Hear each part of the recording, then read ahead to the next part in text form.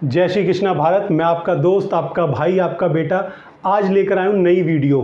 ये है endometrial thickness, यानी कि जो हमारे बच्चेदानी की दीवार है, अंधी की दीवार जब ज़्यादा मोटी हो जाती है, तो आज इसके बारे में हम बात करेंगे। इसे हम बोलते हैं हाइपरप्लेशिया, यानी कि हमारे बच्चेदानी की दीवार जब ज़्यादा मोटी हो जाती है। अब हम इसमें बात करेंगे कि इसका एक्चुअल साइज़ होता क्या है। ये होता है 7 mm से लेके 14 mm तक। अगर 7 mm से कम साइज़ है एंडोमेट्रियम का, तो इट मीन्स कि ये है एंडोमेट्रियम थिकली है। अगर ये 14 mm से ज़्यादा होता है तो यानी कि एंडोमेट्रियम वॉल थिक हो गई है, थिक एंड हो गई है, यानी कि हाइपरप्लेशिया हो गया है। अब बात करेंगे कि ये कैसे होता है। हमारे जो एंडोमेट्रियम सेल्स हैं, इनके एंडोमेट्रियम वॉल पर एबनॉर्मल ग्रोथ हो जाती है सेल्स की, तो ये एंडोमेट्रियम वॉल थिक हो जाती है। अब इसमें सिम्टम क्या क्या होते हैं। सिम्टम है heavy period, long period, frequent period, या फिर मीनोपॉज होने के बाद भी, यानी कि जब 45 से 55 की एज के अंदर पीरियड आने महिला को बंद हो जाते हैं, उस टाइम पर भी कई बार पीरियड आ जाता है। ये एक बहुत ही बड़ा सिम्टम है। अब बात करते हैं कोज क्या है, कारण क्या है।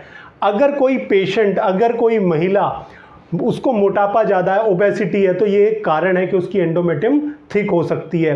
अर्ली मेनार्की क्या होता है, जब बच्ची को, छोटा है बच्चा, जब उसको पीरियड पहली बार आते हैं, वो जल्दी अर्ली एज में आ जाते हैं, तो उनको भी ये थिकनेस होने के चांसेस होते हैं। थायराइड एक बहुत बड़ी प्रॉब्लम है। अगर फैमिली हिस्ट्री है तो भी कई बार आपकी एंडोमेट्रियम वॉल, अगर किसी को फैमिली में ऐसा हुआ है तो दूसरे को भी ऐसा हो सकता है। और डायबिटिक भी एक कारण है।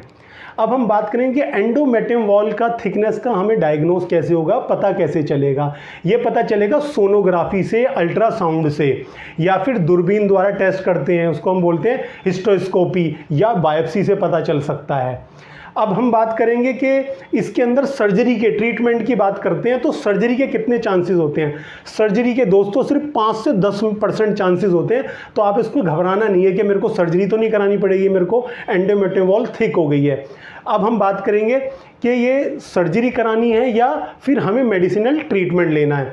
आप जैसा कि जानते हैं एंडोमेट्रियम 2 टाइप्स के होते हैं, एंडोमेट्रियल हाइपरप्लेशिया विद एटीपिया या फिर विदाउट एटीपिया। अगर किसी पेशेंट को एटीपी सेल्स के साथ में एंडोमेट्रियम है तो आपको सर्जरी करानी पड़ेगी।